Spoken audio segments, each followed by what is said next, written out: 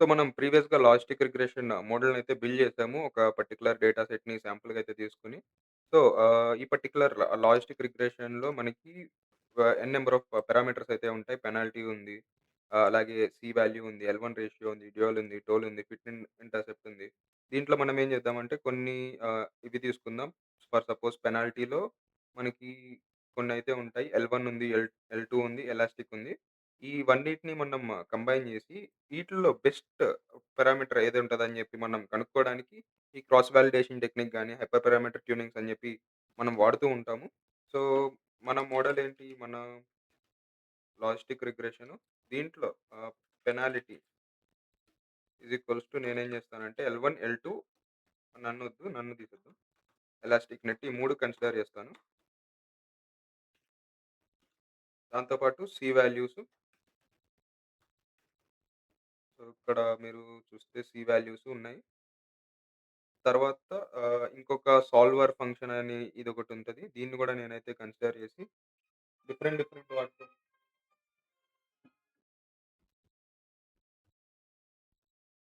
So, ఇప్పుడు మనం continue చేద్దాం దీన్ని. సో, సి వాల్యూస్ కొన్ని పర్టిక్యులర్ సి వాల్యూస్ అయితే తీసుకుంటాను. అలాగే సాల్వర్‌లో కొన్ని అడిషనల్‌గా న్యూటన్ సీజీ, ఎల్‌బీఎఫ్‌జీ, ఈ లిబ్ లీనియర్ అని చెప్పి, ఎస్ఏజీ అని చెప్పి, సాగా అని చెప్పి కొన్ని ఉంటాయి సాల్వర్స్. ఇవి పర్టిక్యులర్‌గా డొమైన్ ఎక్స్‌పర్టీస్‌కైతే బాగా అర్థమవుతది. మీరు ఒకవేళ ఈ పర్టిక్యులర్ మోడల్ యూజ్ చేస్తున్నారంటే కంప్లీట్‌గా అర్థం చేసుకోవడానికి ట్రై చేయండి. మీ పర్టిక్యులర్ ఏదైతే ప్రొఫెషనల్ ప్రాబ్లమ్ స్టేట్మెంట్‌లో. సో, ఇప్పుడు నేనేం జేయాలంటే ఇవన్నీ తీసుకున్నాను గదా! దీంట్లో నేను బెస్ట్ ఏదైతే అది నా మోడల్‌కి పెర్ఫార్మ్ చేయగలదో అది నేను కనుక్కోవడానికి దీన్నంతా ఒక డిక్షనరీగా అయితే జేయాలి. Params is equals to dictionary of పెనాల్టీకి పెనాల్టీని అసైన్ చేస్తాను. ఒక్క నిమిషం. పెనాల్టీకి పెనాల్టీని అసైన్ చేస్తాను. సికి సి వాల్యూస్ అసైన్ చేస్తాను. సాల్వర్‌కి సాల్వర్‌ని అసైన్ చేస్తాను. ఒక డిక్షనరీ అయితే తయారైపోయింది. ఇప్పుడు నేను గ్రిడ్ సెర్చ్ సివి ని ఇంపోర్ట్ చేసుకుంటాను. గ్రిడ్ సెర్చ్ సివి ఎక్కడుంటదో చూద్దాం. Grid search CV, grid search CV. Grid search CV మనకి హైపర్ పారామీటర్స్‌కైతే యూజ్ అవుతది. పారమ్స్ గ్రిడ్ అయితే మనం ఇక్కడ ఇవ్వచ్చు. పారమ్స్ గ్రిడ్‌లో మన పారమ్స్ అయితే ఇవ్వచ్చు. మన పారామీటర్స్ ఏవైతే ఉన్నాయో. ఆహ్, ఎస్టిమేటర్‌లో మన మోడల్ ఏదైతే మనం ఆల్రెడీ క్రియేట్ చేసామో లాజిస్టిక్ రిగ్రెషన్ ఆ మోడల్‌ని అయితే ఇవ్వచ్చు. స్కోరింగ్ యాక్యురసీ బేస్డ్ మనం యాక్యురసీని ఇంప్రూవ్ చేయడానికి ఇస్తున్నాం కాబట్టి యాక్యురసీని అయితే ఇవ్వచ్చు. స్కోరింగ్ పారామీటర్ ఏదైతే ఉందో దాన్ని మనం కన్సిడర్ చేసుకోవడాన్ని యాక్యురసీ అయితే ఇవ్వచ్చు. సివి క్రాస్ వాలిడేషన్ అయితే మనం ఎంతో క్రాస్ వాలిడేషన్ 5 గాని, 3 గాని ఇట్లా కొన్ని వాల్యూస్‌ని అయితే మనం ప్రొవైడ్ చేయొచ్చు. సో, మనం ఏం చేద్దామంటే ఫస్ట్ ఇంపోర్ట్ చేద్దాం. From SQL dot model selections import grid సెట్ సివి. ఇప్పుడు నేను ఒక గ్రిడ్ అయితే తయారు చేస్తాను. బెస్ట్ పారామ్స్‌ది. Grid is equals to grid search CV. ఎస్టిమేటర్‌లో మోడల్ ఇస్తున్నాను. పారామ్స్ గ్రిడ్ ఏదైతే ఉందో దాంట్లో నా పారామీటర్ ఇస్తున్నాను. క్రాస్ వాలిడేషన్ 5 అనుకుంటున్నాను. యాక్యురసీ స్కోరింగ్ పారామీటర్ యాక్యురసీ అని చెప్తున్నాను. వర్బోస్ అవసరం లేదు. ఎన్ అండర్ స్కోర్ జాబ్స్ -1 అని చెప్పి కన్సిడర్ చేసి ఇప్పుడు నేను ఇవైతే తీసుకుంటాను. ఎన్ అండర్ స్కోర్ జాబ్స్ ఏంటంటే number of jobs to run in parallel. అంటే మన ప్రాసెసర్స్ ఏవైతే ఉంటాయో ఆ ప్రాసెసర్ ఎలా పనిచేయాలి అని చెప్పి ఇది. సో, మీరు ఇలా ఇవన్నీ అయితే చూడొచ్చు. స్కోరింగ్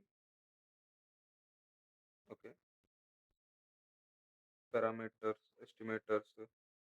సో, ఫీచర్స్ ఇవి ఓకే.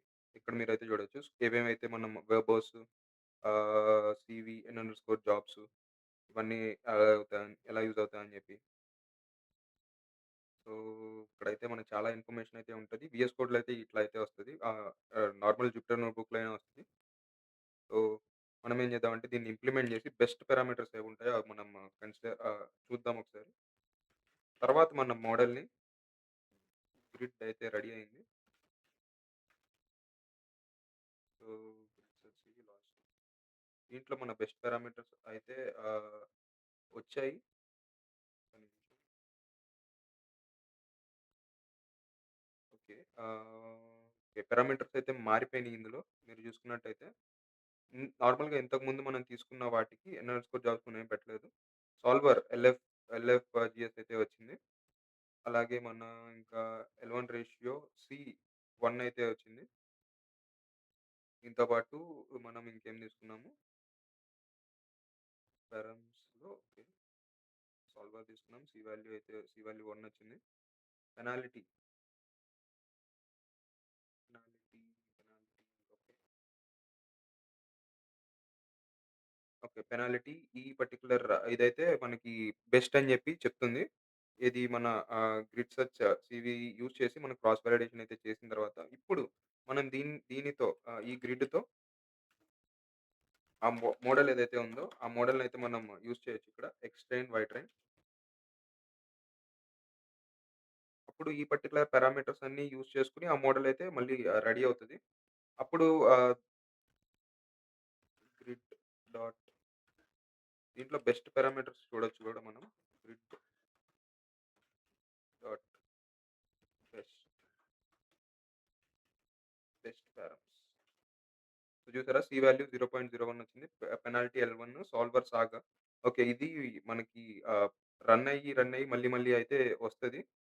సో, అరే మనం ఆల్రెడీ ఇది గ్రిడ్ ఒకసారి అయితే చేసాం క్రాస్ వాలిడేషన్. మళ్ళీ మళ్ళీ రిపీట్ అయ్యి అది ఫిట్ అయిన తర్వాత అయితే మనకి బెస్ట్ పారామీటర్స్ అయితే రెడీ అవుతాయి.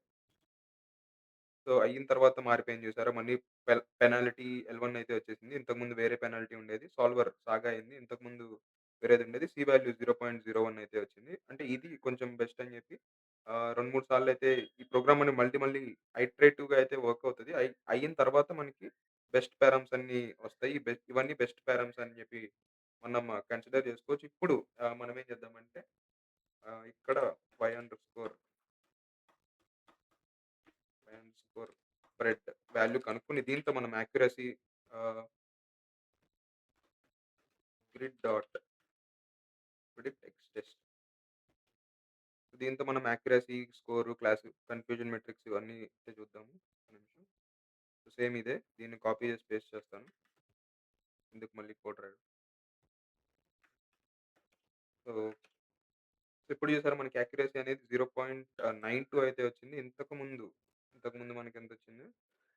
ఇంతకుముందు 0.916 అయితే వచ్చింది. ఓకే. ప్రిసిషన్ 91 రీకాల్ 93 మనకి కొంచెం ఇంప్రూవ్‌మెంట్ అయితే వచ్చింది. కొన్నిటిలో ఇంప్రూవ్‌మెంట్ వచ్చింది. కొన్నిటిల్లో మారిపోయింది. సో, ఇట్లా మనకి హైపర్ పారామీటర్ ట్యూనింగ్ అని చెప్పి యూజ్ చేస్తూ ఉంటాము ఇన్ జనరల్. సో, ఇది బేసిక్‌గా hyper parameter tuning. Grid search ఇవి ఒకటే కాదు చాలా క్రాస్ వాలిడేషన్ టెక్నిక్స్ ఉంటాయి. మీరు చూడొచ్చు. ఓకే. హావింగ్ గ్రిడ్ సెర్చ్ ఇవి ఓకే. ఇవన్నీ క్రాస్ వాలిడేషన్ టెక్నిక్స్ అయితే చాలా ఉంటాయి మీకు. అవన్నీ అయితే మీరు ఎక్స్‌ప్లోర్ చేయొచ్చు. సో, బేసిక్‌గా ఇట్లా హైపర్ పారామీటర్ ట్యూనింగ్ జరుగుతదని చెప్పడానికి ఇదైతే చేశాను. నెక్స్ట్ మనం ఏం చేద్దామంటే వన్ వర్సెస్ టెస్ట్ అనే కాన్సెప్ట్ చూసాం కదా! దాన్ని కూడా అయితే ఇంప్లిమెంట్ చేద్దాం. అంటే మల్టిపుల్ ఆహ్, మల్టీ క్లాస్ క్లాసిఫికేషన్ ప్రాబ్లమ్‌నయితే చూద్దాము. అది కూడా అయితే తప్పకుండా చూడండి. Thank you.